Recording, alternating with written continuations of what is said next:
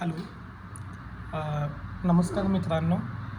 आपण इतिहास लेखन भारतीय परंपरा हा चॅप्टर नंबर 2 बघतोय. ॲज पर बोर्ड याला 3 ते 5 मार्क्स आहेत. 2 मेजर सेगमेंटमध्ये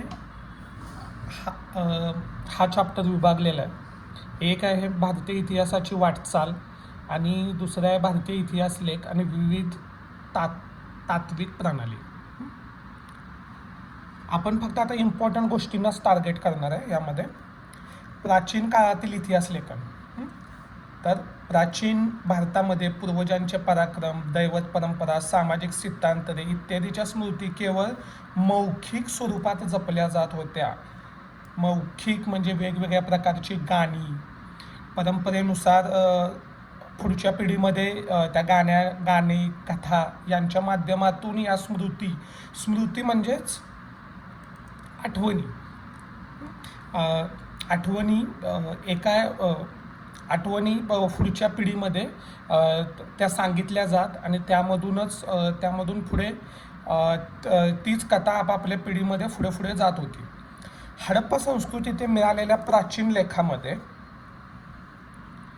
भारतामध्ये लेखनकला इसवी सन पूर्व 3ऱ्या शतकापासून आणि त्यापूर्वीपासून अस्तित्वात होती असे दिसते, परंतु हडप्पा संस्कृतीची लिपी वाचण्यात अजूनही यश आलेले नाही. हडप्पाची जी लेखनकला आहे ती इसवी सन पूर्व 3ऱ्या शतक ते किंवा त्यापेक्षा पूर्वीची आहे अशी मांडली जाते, परंतु हडप्पा काळातील लिपी वाचण्यात अजूनही यश मिळालेलं नाही. भारतातील ऐतिहासिक स्वरूपाचे सर्वाधिक प्राचीन लिखित साहित्य हे कोरीव लेखांच्या स्वरूपात आहे आणि त्यांची सुरुवात मौर्य सम्राट अशोकांच्या काळापासून म्हणजे इसवी सनापूर्वी 3ऱ्या शतकापासून होते. सम्राट अशोकाचे कोरीव लेख हे प्रस्तरांवर आणि दगडी स्तंभावरती कोरलेले आहेत. पॉईंट यामध्ये बघायचं आहे की हडप्पा संस्कृतीची जी काही लिपी आहे ती लिपी वाचण्यात अजूनही यश मिळालेलं नाही. त्याच्यामुळे आपण तेच सर्वात जुने लेखनाचा पुरावा आहे आपण असं म्हणू शकत नाही. भारतातील ऐतिहासिक स्वरूपांमध्ये सर्वात प्राचीन लिखित साहित्य हे सम्राट अशोकाच्या काळातील आहे. प्रस्तर आणि दगडी स्तंभावर कोरलेले आहे. इसवी सनाच्या पहिल्या शतकापासून धातूची नाणी, मूर्ती आणि शिल्पे, ताम्रपट इत्यादींवरील कोरीव लेख उपलब्ध होऊ लागतात. इसवी सनाच्या पहिल्या शतकापासून म्हणजेच ख्रिस्त जन्माच्या नंतरच्या पहिल्या शतकापासून धातूची नाणी, मूर्ती, शिल्पे, ताम्रपट इत्यादींवरील कोरीव लेख उपलब्ध होतात. यामधून महत्त्वाची ऐतिहासिक माहिती मिळते. या सर्व प्रकारच्या कोरीव लेखांमुळे संबंधित राजाचा काळ, वंशावळ, राज्यविस्तार, तत्कालीन शासन व्यवस्था, महत्त्वाच्या राजकीय घडामोडी, तत्कालीन सामाजिक रचना, हवामान, दुष्काळ यासारख्या बाबींची माहिती मिळते. इसवी सनाच्या पहिल्या शतकापासून धातूची नाणी, मूर्ती, शिल्पे, ताम्रपट, कोरीव लेख सगळे उपलब्ध होऊ लागलेले आहेत. यामधून महत्त्वाची माहिती मिळते. त्यामध्ये राजाचा काळ काय, वंशावळ काय, राज्यविस्तार, तत्कालीन शासन व्यवस्था, महत्त्वाच्या राजकीय घडामोडी, तत्कालीन सामाजिक रचना, हवामान, दुष्काळ यासारख्या महत्त्वाच्या बाबींची माहिती मिळते. इथे एक एक्स्ट्रामध्ये पॉईंट दिलेला आहे की समजून घ्या म्हणून. सोहगडाचा ताम्रपट, हा ताम्रपट सोहगडा, जिल्हा गोरखपूर, उत्तर प्रदेशमधील जिल्हा आहे गोरखपूर. तिथे हा ताम्रपट म्हणजे तांब्याच्या धातूवरती कोरून ठेवलेला लेख आहे. हा ताम्रपट मौर्य काळातील असावा असे बोलले जात आहे, असे मानले जाते. ताम्रपटावरील कोरीव लेख ब्राह्मी लिपीत आहे. लेखाच्या सुरुवातीस जी चिन्हे आहेत त्यातील पारासहित असलेला वृक्ष, पर्वत ही चिन्हे प्राचीन आहेत. म्हणजे प्राचीन काळातील नाण्यांवरही आढळली आहेत. 4 खांबावर उभे असलेले दुमजली इमारतीप्रमाणे दिसणारे चिन्ह हे कोठार घरांचे निर्देशक आहे असे अभ्यासकांचे मत आहे. या कोठार घरांमधील धान्य जपून वापरण्यात यावे असा आदेश त्या लेखात देण्यात आलेला आहे. दुष्काळजन्य परिस्थिती निवारण करण्यासाठी काय काळजी घ्यावी या संदर्भातील हा आदेश असावा असे मानले जाते. पॉईंट बघा, दुष्काळजन्य परिस्थितीचे निवारण करण्यासाठी काय काळजी घ्यावी या संदर्भातील हा आदेश असावा. सोहगौडाचा ताम्रपट, त्याच्यावरती असलेला आदेश आणि महत्त्वाची चिन्ह. प्राचीन भारतामध्ये जे काही साहित्य लिहिलं त्यामध्ये रामायण महाभारत ही महाकाव्ये, पुराणे, जैन आणि बौद्ध ग्रंथ, धर्मग्रंथाखेरीज भारतीय ग्रंथकारांनी लिहिलेली ऐतिहासिक स्वरूपाचे साहित्य, तसेच परकीय प्रवासांची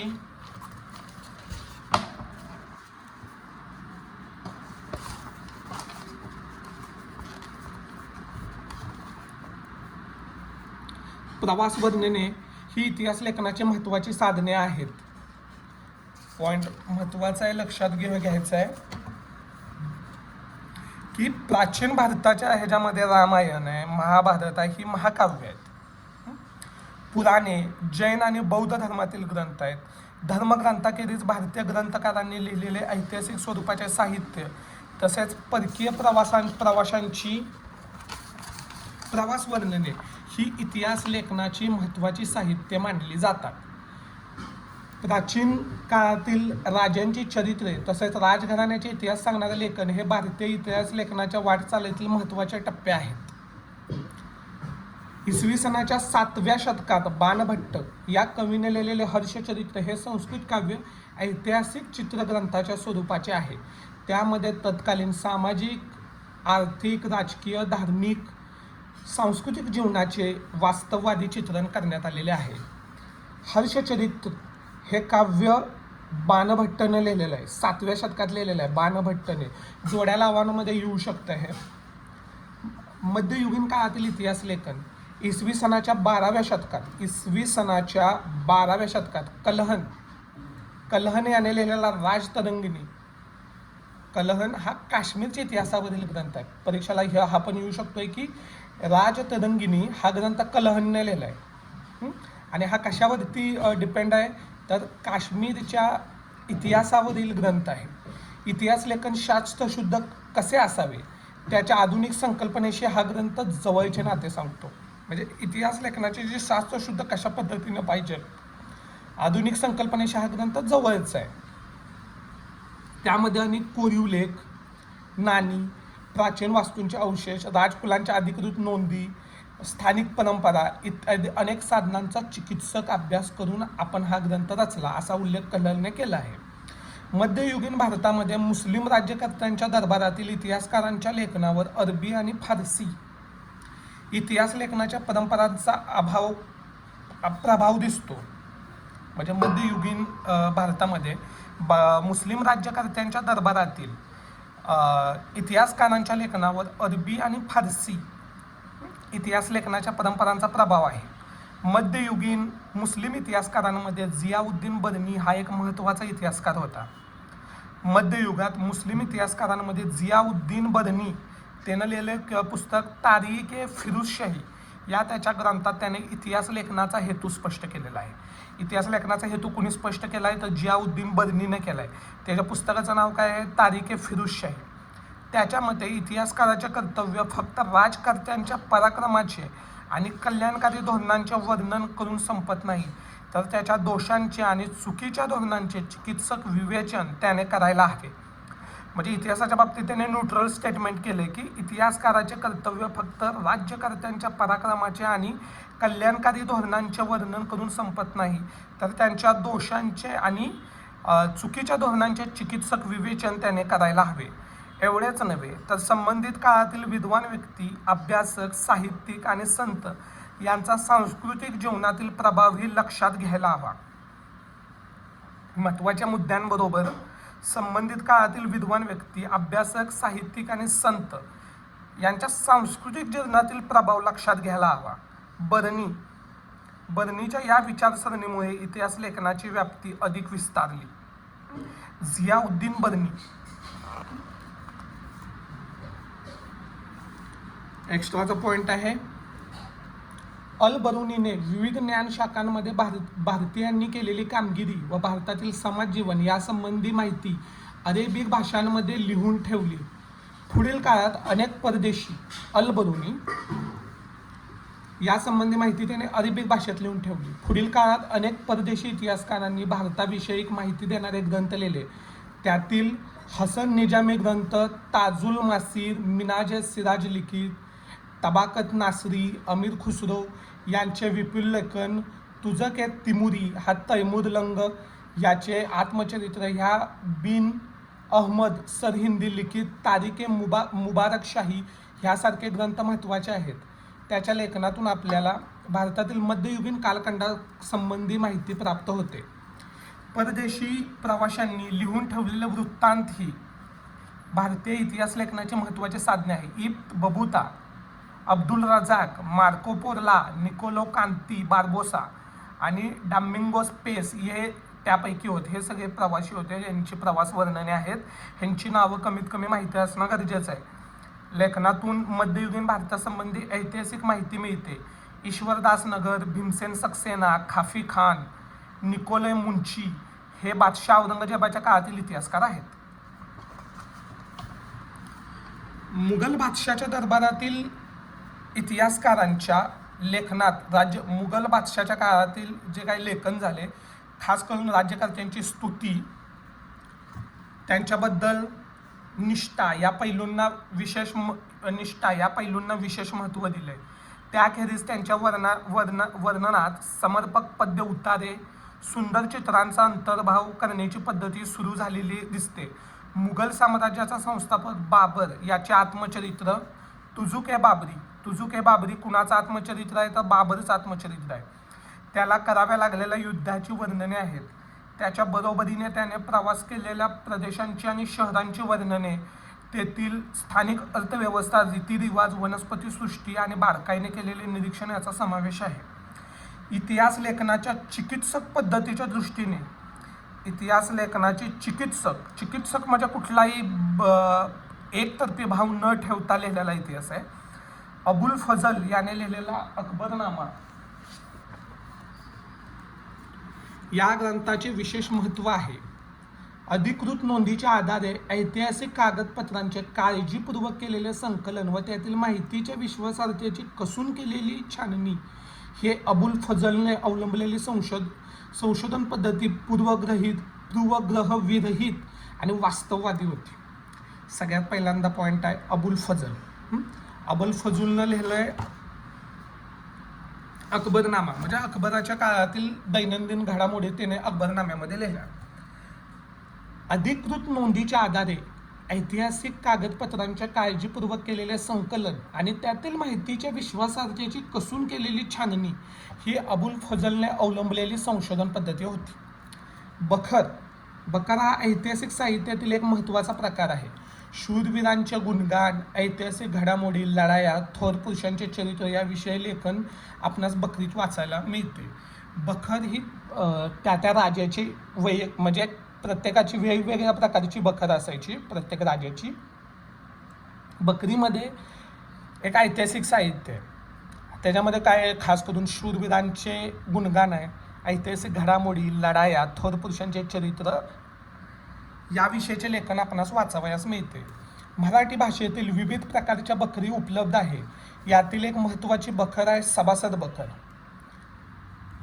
छत्रपती राजाराम महाराजांच्या कारकिर्दीत कृष्णाजी अनंत सभासद यांनी सदर बखर लिहिलेली आहे. सभासद बखर कुणाच्या काळात आहे? छत्रपती राजाराम महाराजांच्या कारकिर्दीत आहे. छत्रपती राजाराम महाराज शिवाजी महाराजांचे द्वितीय चिरंजीव आहेत. कुणी लिहिले तर कृष्णाजी अनंत सभासद यांनी लिहिले. छत्रपती शिवाजी महाराजांच्या कारकिर्दीची माहिती आपणास यातून मिळते. भाऊसाहेबांची बखर हे पानिपतच्या लढाईचे वर्णन करते. सदाशिव भाऊ म्हणून त्यांचं नाव दिले भाऊसाहेबांची बखर.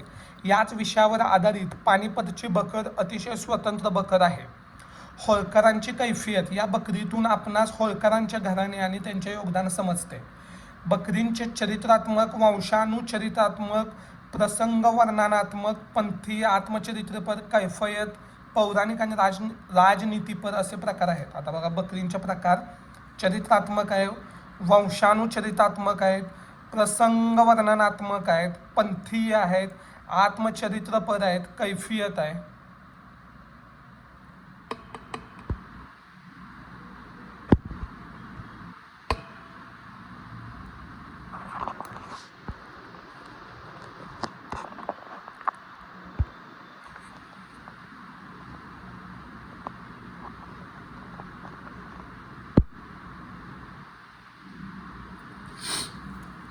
बकरींचे चरितात्मक वंशाणू चरित्रात्मक, प्रसंग वर्णनात्मक, पंथीय, आत्मचरित्रपर, कैफियत, पौराणिक आणि राजनीतीपर असे प्रकार आहेत. परीक्षेच्या दृष्टीने येऊ शकते. आधुनिक काळातील इतिहास लेखन आणि ब्रिटिश इतिहासकार. 20व्या शतकात ब्रिटिशांच्या राजवटीत भारतीय पुरातत्वाचा अभ्यास करण्यास सुरुवात झाली. भारतीय पुरातत्व सर्वेक्षण खात्याचे पहिले सरसंचालक अलेक्झांडर कॅमिनहमच्या देखरेखीखाली अनेक प्राचीन स्थळांचे उत्खनन झाले. त्यासाठी त्यांनी प्रामुख्याने बौद्ध ग्रंथांमध्ये उल्लेख केलेल्या स्थळांवर लक्ष केले. पुढे जॉन मार्शल याच्या कारकिर्दीत हडप्पा संस्कृतीचा शोध लागला आणि भारतीय संस्कृतीचा इतिहास आणि इसवी सनापूर्वी 3ऱ्या शतकापर्यंत आणि त्याहून पूर्वीपर्यंत जाऊ लागला. आता ह्यातला इम्पॉर्टंट पॉईंट हा आहे की भारतीय पुरातत्व सर्वेक्षण खात्याचे पहिले सरसंचालक आहेत अलेक्झांडर कॅनिंगहॅम. त्यांनी काय केलं तर प्रमुख बौद्ध धर्माच्या रिलेटेड गोष्टींमध्ये त्यांचं संशोधन आहे. बौद्ध ग्रंथांमध्ये उल्लेखित केलेल्या जागावरती त्यांनी उत्खनन केलेलं आहे. हडप्पा संस्कृतीचा शोध जॉन मार्शल. आपले भारतीय लोकही बरोबर होते, दयाराम साहनी वगैरे, पण इम्पॉर्टंट आहे जॉन मार्शल. भारतात आलेल्या अनेक ब्रिटिश अधिकाऱ्यांनी भारतीय इतिहासासंबंधी लेखन केले. त्यांनी केलेल्या लेखनावर ब्रिटिशांच्या वसाहतवादी धोरणाचा प्रभाव असलेला दिसतो. भारतात आलेल्या अनेक ब्रिटिश अधिकाऱ्यांनी भारतासंबंधी लेखन केले, पण वसाहतवादी धोरणाचा प्रभाव त्यांच्यावरती आहे. जेम्स मिल यांनी लिहिलेलं the history of British India या ग्रंथाचे 3 खंड 1817 साली प्रसिद्ध झाले. कुणी लिहिलंय? James Mill. पुस्तकाचं नाव काय आहे? The history of British India. British इतिहासकाराने भारतीय इतिहासावर लिहिलेला हा पहिला ग्रंथ आहे. त्याच्या लेखनात वस्तुनिष्ठ आणि दृष्टिकोनाचा अभाव आणि भारतीय संस्कृतीच्या विविध पैलू संबंधीचा पूर्वग्रह दृष्टिकोन स्पष्टपणे दिसत होता. सन 1891 माउंट स्टुअर्ट एल्फिस्टन हा मुंबईचा गव्हर्नर होता. याने द हिस्ट्री ऑफ इंडिया हा ग्रंथ लिहिला. माउंट स्टुअर्ट एल्फिस्टन हे मुंबईचे गव्हर्नर आहेत. इथं पॉईंट मेन्शन पण केलेला आहे त्यांनी. 1841 पुस्तकाचं नाव आहे द हिस्ट्री ऑफ इंडिया. भारताच्या इतिहासामध्ये मराठी साम्राज्याच्या कालखंडाचे अत्यंत महत्त्वाचे भारताच्या इतिहासामध्ये मराठी साम्राज्याच्या कालखंडाचं स्थान अत्यंत महत्त्वाचं आहे. मराठी साम्राज्याचा इतिहास लिहिणाऱ्या ब्रिटिश अधिकाऱ्यांमध्ये जेम्स ग्रँड डफ इम्पॉर्टंट नाव आहे, यांचे नाव आहे आणि द हिस्ट्री ऑफ मराठाज हा ग्रंथ लिहिला. या ग्रंथामध्ये 3 खंड आहेत. भारतीय संस्कृती आणि इतिहास यांना कमी लेखण्याची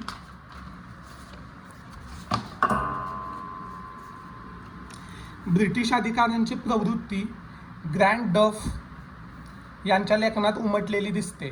अशीच प्रवृत्ती राजस्थानचा इतिहास लिहिताना कर्नल टॉड यांच्या लेखनात आढळते. महाराष्ट्राचा इतिहास कुणी लिहिला आहे? ग्रँड डफ.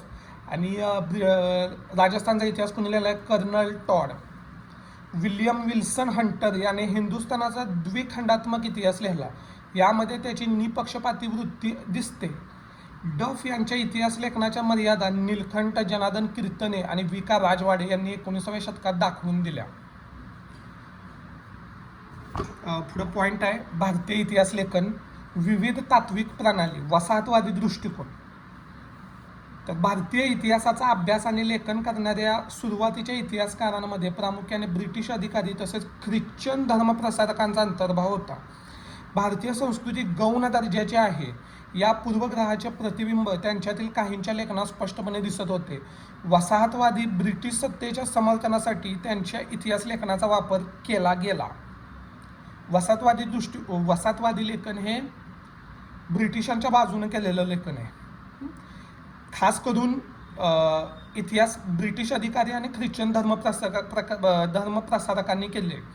भारतीय संस्कृती गौण दर्जाची आहे म्हणजे नीच दर्जाची आहे असं त्यांचं मत आहे. वसाहतवादी ब्रिटिश सत्तेच्या समर्थनासाठी त्यांच्या इतिहास लेखनाचा वापर केला गेलेला आहे.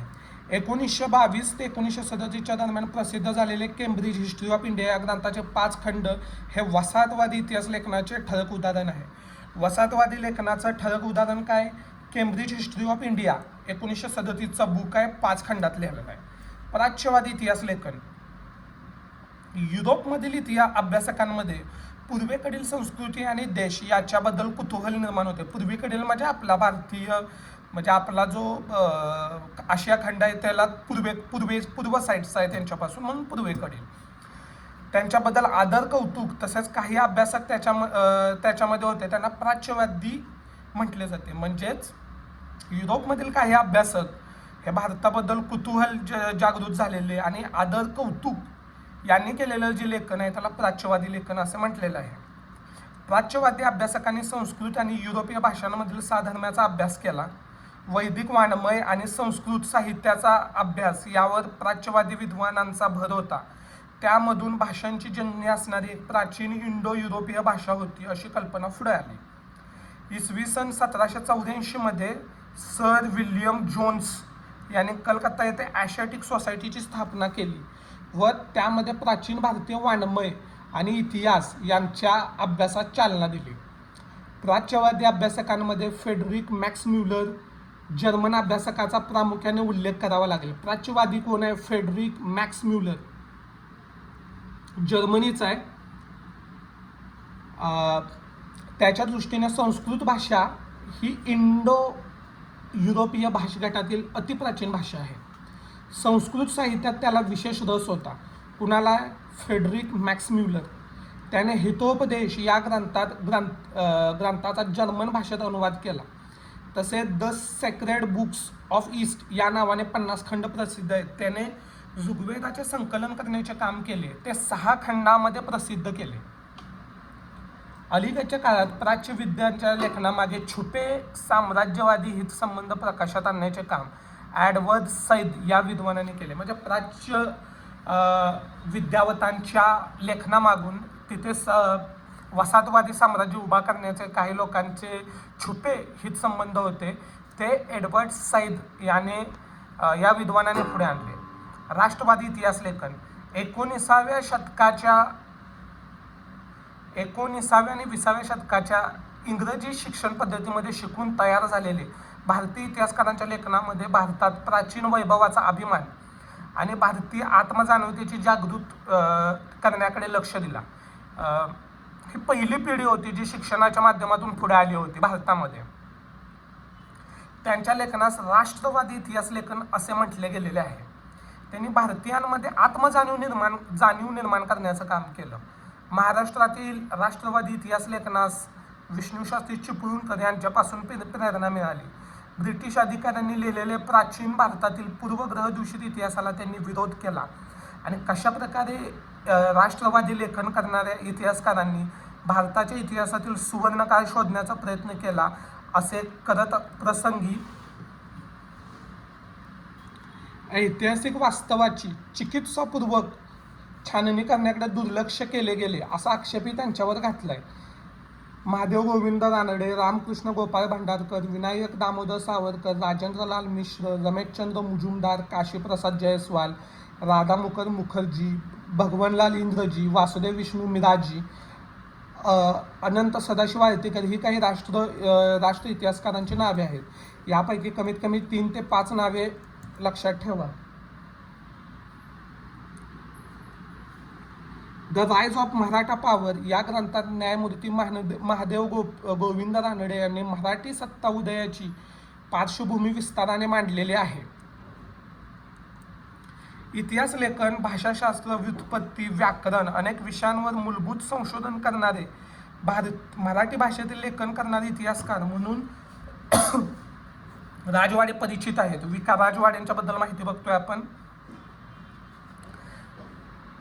मराठ्यांच्या इतिहासाची साधने असे शीर्षक असणारे 22 खंड त्यांनी संपादित केले.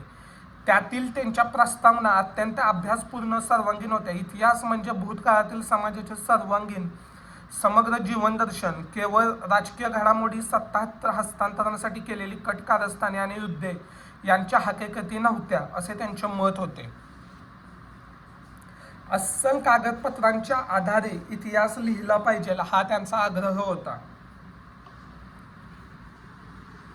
विका राजवाडे यांनी काय स्थापन केलं? भारतीय इतिहास संशोधक मंडळ पुण्यात. विकाराजवाड्यांचं कोट आहे, मानवी इतिहास काळ व स्तर यांनी बद्ध झालेला आहे. कोणत्याही प्रसंगाचे वर्णन द्यावयाचे म्हटले तर त्या प्रसंगाचा परिष्कार विशिष्ट कालावर आणि विशिष्ट स्थळावर पसरून दाखवला जातो. काळ, स्थळ आणि व्यक्ती या त्रिंची जी सांगड तिलाच प्रसंग व ऐतिहासिक प्रसंग असे संबोधला जाऊ शकतो. स्वातंत्र्यवीर सावरकरांबद्दल माहिती बघतोय. भारतीय ब्रिटिशांच्या विरुद्ध लिहिलेल्या स्वातंत्र्य लढ्याला प्रेरणा देण्यासाठी राष्ट्रवादी इतिहास लेखनाचा उपयोग केला गेला. त्यामध्ये स्वातंत्र्यवीर वी. सावरकरांनी लिहिलेले the Indian war of independence 1857 चे स्वातंत्र्य समर या पुस्तकाचे विशेष महत्त्व आहे. राष्ट्रवादी इतिहास लेखनाच्या प्रभावामुळे प्रादेशिक इतिहास लिहिण्यासाठी चालना मिळाली. दक्षिण भारताच्या भौगोलिक वैशिष्ट्यांकडे आणि इतिहासाकडे इतिहासकारांनी स्वतंत्र लक्ष वेधले गेले पाहिजे असं त्यांचं मत होतं. स्वातंत्र्य उत्तर काळातील इतिहास लेखन. एकीकडे राजघराण्यांच्या इतिहासावर भर देणारे इतिहास लेखन केले गेले असतानाच सांस्कृतिक, सामाजिक आणि आर्थिक इतिहास लिहिण्यास सुरुवात झाली होती. स्वातंत्र्य उत्तर काळात समाज, विज्ञान, अर्थव्यवस्था, राजकीय प्रणाली, धार्मिक विचारसरणी, सांस्कृतिक पैलू यांचा इतिहास अभ्यासण्याची आवश्यकता विचारवंतांना वाटू लागली. या काळातील इतिहास लेखन प्रामुख्याने 3 नवे वैचारिक प्रवाह आढळतात: मार्क्सवादी इतिहास, वंचितांचा इतिहास आणि स्त्रीवादी इतिहास. 3 प्रकारचा प्रवाह आहे: मार्क्सवादी, वंचितांचा इतिहास, वंचितांचा इतिहासला इंग्लिशमध्ये सबाल्टर्न इतिहास असे म्हणतात, आणि स्त्रीवादी इतिहास. मार्क्सवादी इतिहास पहिला पॉईंट बघतोय. मार्क्सवादी इतिहासाच्या लेखनात आर्थिक व्यवस्थेतील उत्पादनाची साधने, पद्धती आणि उत्पादन प्रक्रियेतील मानवी संबंध यांचा विचार मध्यवर्ती होता. प्रत्येक सामाजिक घटनेचा सर्वसामान्य लोकांवर काय परिणाम होतो याचे विश्लेषण करणे मार्क्सवादी इतिहास लेखनाचे महत्त्वाचे सूत्र आहे. प्रत्येक सामाजिक घटनेचा सर्वसामान्य लोकांवर काय परिणाम होतो याचे विश्लेषण करणे हे मार्क्सवादी इतिहास लेखनाचे महत्त्वाचे सूत्र आहे. मार्क्सवादी इतिहासकारांनी जाती व्यवस्थेत होत गेलेल्या बदलाचा अभ्यास केला. भारतामध्ये मार्क्सवादी इतिहास लेखन पद्धतीचा अवलंब करणाऱ्या रीतीने दामोदर धर्मानंद कोसंबी, नावं लक्षात ठेवायचे आहेत, दामोदर धर्मानंद कोसंबी, कॉम्रेड श्रीपाद अमृत डांगे, रामशरण शर्मा, कॉम्रेड शरद पाटील इत्यादींचे योगदान महत्त्वाचे आहे. डांगे हे भारतीय कम्युनिस्ट पक्षाच्या संस्थापक सदस्यांपैकी एक होते. त्यांचे प्रिमेटिव्ह कम्युनिझम टू स्लेव्हरी हे पुस्तक मार्क्सवादी इतिहास परीक्षेला विचारू शकतात की मार्क्सवादी इतिहास लेखनाचं उदाहरणाचं एखादं पुस्तक सांगा. The primitive communism, the slavery. वंचितांचा इतिहास म्हणजेच पॉईंट नंबर 2 आहे, वंचित समूहांचा इतिहास लिहिण्याची सुरुवात मार्क्सवादी इतिहास लेखनाच्या परंपरातून झाली असे म्हणता येईल. इतिहास लेखनाची सुरुवात समाजाच्या तळाशी असलेल्या सर्वसामान्य लोकांच्या स्तरापासून करायला पाहिजे अशी कल्पना अँटिनिओ ग्राम्ची या इटालियन तत्त्वज्ञानाने मांडली. वंचितांचा इतिहास लिहिण्यासाठी लोकपरंपरा हे एक महत्त्वाचे साधन मानले गेले.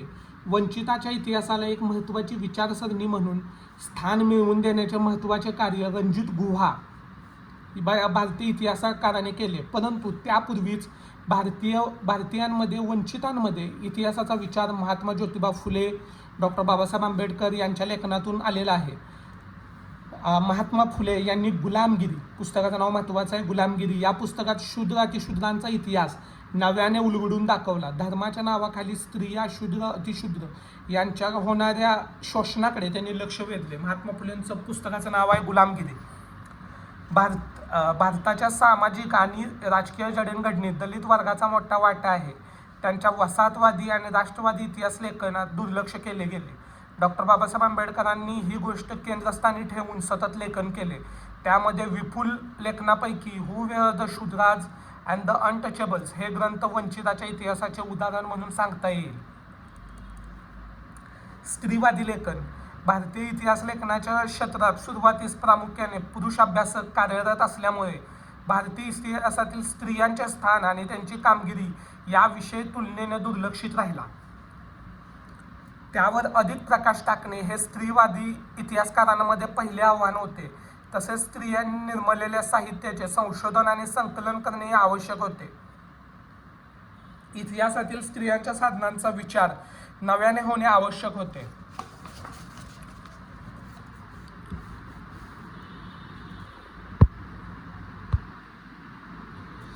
एकोणिसाव्या शतकात स्त्रियांविषयी लेखन करणाऱ्या लेखिकांमध्ये ताराबाई शिंदे यांचे नाव अग्रणी आहे. त्यांनी पुरुषप्रधान व्यवस्था आणि जाती व्यवस्था यांना विरोध करणारे लेखन केले.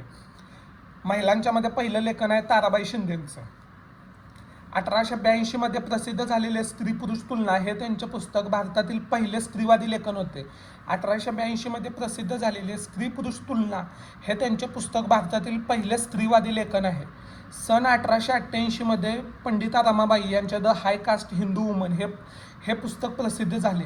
स्वातंत्र्योत्तर काळात झालेले लेखन स्त्रियांना घरी किंवा कामाच्या ठिकाणी मिळणारी वागणूक, त्यांना राजकीय समतेचा हक्क या विषयांवर केंद्रित झालेले दिसते. अलीकडच्या काळात प्रसिद्ध झालेल्या स्त्रीवादी लेखनात म्हणजे आता लेटेस्टमध्ये कोण कोण आहेत, मीरा कोसंबी, त्यांचं crossing threshold, feminist axis in social history या पुस्तकाचा उल्लेख आहे. त्यात महाराष्ट्रातील पंडिता रमाबाई, भारतातील पहिल्या कार्यरत स्त्री डॉक्टर रखमाबाई यासारख्या स्त्रियांच्या जीवनावरील निबंध आहेत. महाराष्ट्रामध्ये दलित स्त्रियांच्या दृष्टिकोनातून सामाजिक वर्ग, जात यांच्या बाबतीतही लेखन केले गेले. त्यामध्ये शर्मिला रेगे यांचे लेखन महत्त्वाचे आहे. शर्मिला रेगे पुस्तकाचं नाव आहे writing caste, writing gender, reading Dalit women's testimonies. विशिष्ट विचार प्रणालीचा आश्रय न घेता इतिहास लेखण्यामध्ये सर यदुनाथ सरकार, सुरेंद्र सेन, रिया सत्कार, गो. स.